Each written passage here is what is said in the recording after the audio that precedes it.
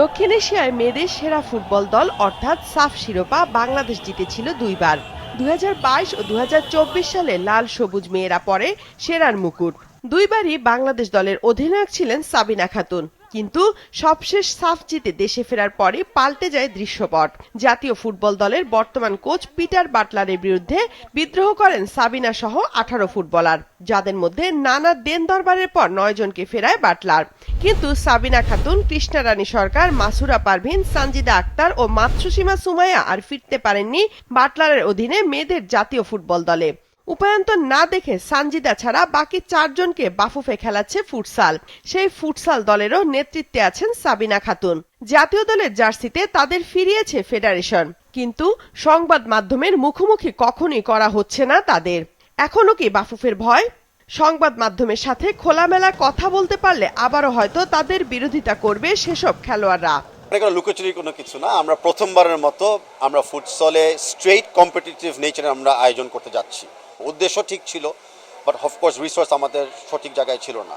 তাই আমরা আশা করি সাফ টুর্নামেন্টের সাথে সাফ টুর্নামেন্টের মাধ্যমেই আমরা মেয়েদের ফুটসলটাকে শুরু করতে পারবো। টিমগুলি আগে গঠন হোক, তখন আমরা চাবো যে উইমেন্স লিগের টিম, ফুটসল টিমের যে প্লেয়াররা মাত্র আমরা গঠন করলাম, টিমটাকে ডিক্লেয়ার করলাম, সকল প্লেয়ারকে আমরা সামনে মিডিয়ার সামনে আসতে অ্যালাও করব এবং আমরা চাবো তারা ইন্ডিভিজুয়ালি যেন তাদের অবস্থানগুলি ক্লিয়ার করতে পারে। সাবিনারা বাংলাদেশকে যে সম্মান দুবার এনে দিয়েছে তেমনটা করে দেখাতে পারেনি পুরুষ দলও। তাই লজ্জার মাথা খেয়ে হয়তো আপাতত সেসব খেলোয়াড়দের চুক্তির বাইরে রাখছে বাফুফে। যদিও 31 ডিসেম্বর পর্যন্ত আছে তাদের চুক্তি। এদিকে আগামী মেয়েদের ফুটবল লিগে সাবিনা সহ ফুটসাল দলের অন্যান্যরা খেলতে না পারলেও তাদের জন্য কিছুটা হলেও অর্থ বরাদ্দ রাখতে চায় ফেডারেশন। 2026 সালে আপনারা ইনশাল্লাহ দেখবেন যে ফুটসল আমরা কি করতে চাই, কি করতে পারি, কারা খেলবে, কিভাবে টিম গঠন হবে, কোন কোন টুর্নামেন্ট খেলো, সেগুলো সবগুলোই আমরা ট্রান্সপারেন্ট ভাবে সব কিছু শেয়ার করব।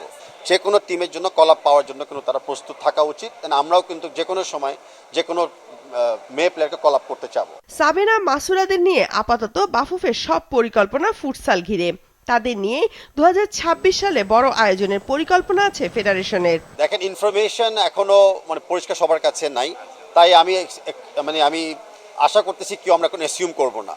এতটুকু বলতে পারি যে উইমেন্স লিগটা চালু করতে যাচ্ছি, অ্যান্ড যারা ফুটসলেও খেলবে সবাই প্রফেশনাল, অ্যান্ড সবাই তাদের প্রফেশনাল এক্সপিরিয়েন্স অনুযায়ী কিন্তু কম্পেনসেশন পাবে, এটা যেই সোর্স থেকে আসুক।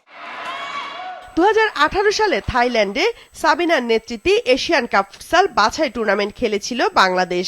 তখন তারা ছিলেন নিয়মিত ফুটবল দলের সদস্য। 7 বছর পর বাংলাদেশের মেয়েরা আবারও সাবিনার নেতৃত্বে আন্তর্জাতিক ফুটসাল অঙ্গনে ফিরছে।